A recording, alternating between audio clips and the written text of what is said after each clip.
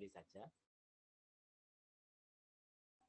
Imam Ghazali mengatakan yang namanya akhlak itu adalah tabiat atau watak manusia untuk berbuat sesuatu dengan cara yang gampang dan mudah. Itu namanya akhlak. Kalau ternyata tabiat tadi atau watak tadi ketika melakukan perbuatan baik itu gampang dan mudah, maka dinamakan akhlak yang baik. Khulukun hasanan. Khulukun hasanan. Nah, nama Anda Mas, khulukun. Nah, kalau akhlak itu jamak dari khuluk. Khuluk itu jamaknya akhlak. Nah, ingat, kalau di kitab itu mirip. Khulukun bisa dibaca kholkun.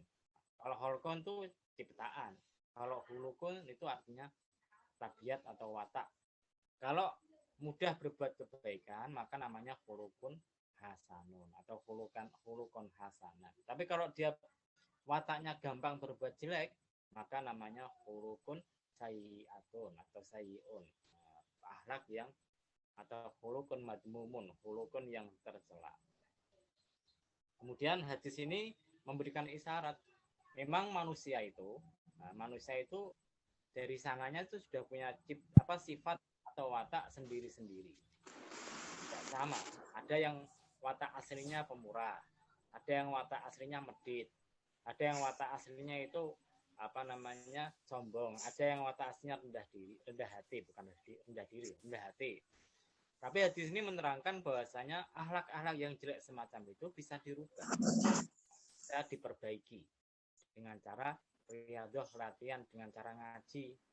Karena itu ikut para ulama, orang ngaji itu harus dari fikih dulu atau tauhid dulu, kemudian fikih, kemudian baru tasawuf. Kenapa kok harus ada tasawuf atau akhlak semacam itu? Supaya nanti biar tidak menjadi orang yang sombong, biar tidak menjadi orang yang takabur. Banyak orang-orang pinter tapi karena tidak ngaji akhirnya takabur, sombong. Ini kalau bukan gara-gara saya ini, masjid ini tidak ramai. Kalau bukan gara-gara saya ini, santrinya tidak banyak, itu salah. Nah, salahnya gimana? Karena berarti Anda berpegangan dengan amal. Ikut Imam Ibnu Athaillah dalam kitab Al-Hikam. Kalau Anda ngaji yang bab pertama kali, dikatakan bahwasanya min alamatil i'timadi alal amal nuqsanur roja inda wujudil jalal. Salah satu tanda bahwasanya kalau berbuat kemudian Anda putus harapan dari Allah Subhanahu wa taala. Kalau kita pelajari, sebetulnya amal itu adalah perintah Allah Subhanahu wa taala. Salat, puasa, zakat itu adalah perintah Allah Subhanahu wa taala. Tapi itu tidak bisa menyebabkan kita masuk surga. Nah, dulu sudah pernah tak terangkan kan? Nah, kita masuk surga itu karena rahmat Allah Subhanahu wa taala. Kalau kita tahu bahwasanya sholat, puasa, zakat itu tidak bisa menyebabkan kita masuk surga, maka kita tidak akan takabur. Oh, berarti kalau gitu tidak usah sholat, Pak, tidak usah puasa, tidak usah zakat. Oh, keliru. Kelirunya gimana? Wong sholat, puasa, zakat itu adalah perintah Allah. Anda diperintah sama majikan kamu, wahai Mas Ruslan, kamu kerja jam 4 sampai jam 8 sampai jam 4 sore. Anda kemudian kerja.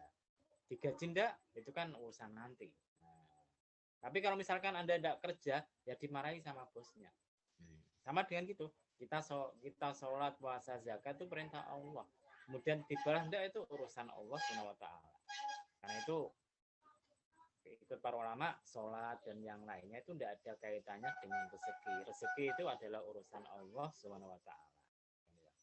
Jadi kalau Anda misalkan tahu bahwasanya amal itu adalah bukan yang menyebabkan kita masuk surga, tapi itu perintah Allah, maka seandainya terjadi salah dikit-dikit, kita tidak akan terlalu putus harapan sama Allah. Mas Puluk misalkan, wah dia habis ngaji tasawuf misalkan, wah lihat cewek tidak boleh, jelalah ketika naik mobil depannya ada cewek pakai sepan, wah tidak dilihat, gimana depan Anda? Ya istighfar lah, gitu kan, Anda usah kemudian, waduh amal saya tidak diterima, ya jangan gitu. Wah, namanya pandangan pertama itu adalah rezeki, kedua itu yang dosa. Tapi jangan kemudian Mas Ruslan badan pertama rezeki dipentelengi terus, jangan. Pertama itu rezeki, gitu loh. Tapi yang berikutnya bisa bikin dosa. Hadis riwayat At-Tabrani dari Abu Dar. Para ulama berbeda pendapat. Mayoritas mengatakan hadisnya itu sahih, ada yang mengatakan dhaif. Tapi kalau kita ikut Imam Al-Hakim dan At-Tirmidzi dan yang lainnya, ini insya Allah hadisnya minimal hasan, tidak dhaif. Kita terus